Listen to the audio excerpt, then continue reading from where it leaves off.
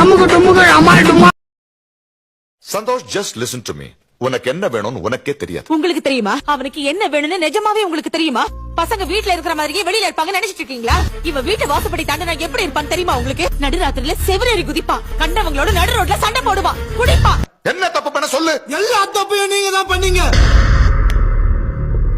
நீங்க எப்போ உங்க பையனை பெரிய ஆளாக்கணும், அவனுக்கு ஒரு நல்ல லைஃப் அமைச்சு தரணும் தான் நினைப்பீங்க.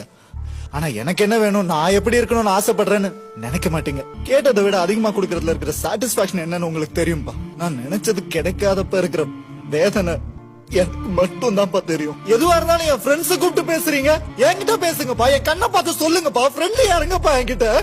எனக்கு எப்படி இருக்கும் தெரியுமாப்பா? இத கீழ் தெரிஞ்சுட்டு எனக்கு இது பிடிக்கலன்னு கத்தணும் போல இருக்கும்பா. ஆபீஸ் அனுப்புவீங்க, நானும் போவேன். நான் போறதுக்குள்ள நீங்களே எல்லா வேலையும் செஞ்சு முடிச்சிருவீங்கப்பா. சிரிக்கிறாங்கப்பா அங்க ஆபீஸ்ல என்ன பார்த்து. டே சந்தோஷ், வா உட்கார், கேரம் போர்டு ஆடலான்னு சொல்லுவீங்க.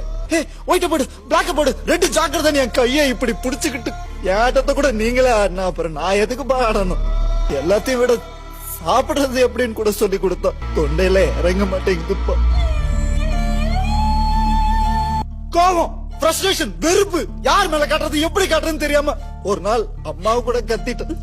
ஆனா ஒண்ணுப்பா, இவ்வளவு நாள் நீங்க வாங்கி கொடுத்த இந்த சட்டை, என் ரூம்ல இருக்கிற பொருள், என் பைக்குக்கு, இதுக்கெல்லாம் தெரியாதுப்பா எனக்கு அது பிடிக்காதுன்னு. ஆனா உங்களை ஜெயிக்க வைக்கிறதுக்காக 24 வருஷமா நான் தோத்து போயிட்டே இருக்கேன்ப்பா. என்னடா என் லைஃப்னு ஒரு நாள் திரும்பி பார்த்தா அதுல மொத்தம் நீங்க தான்ப்பா இருப்பீங்க.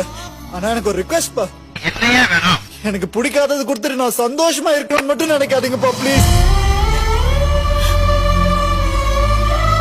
ஆனா இப்ப கூட என் கை உங்க கைக்குள்ளதான்ப்பா இருக்கு.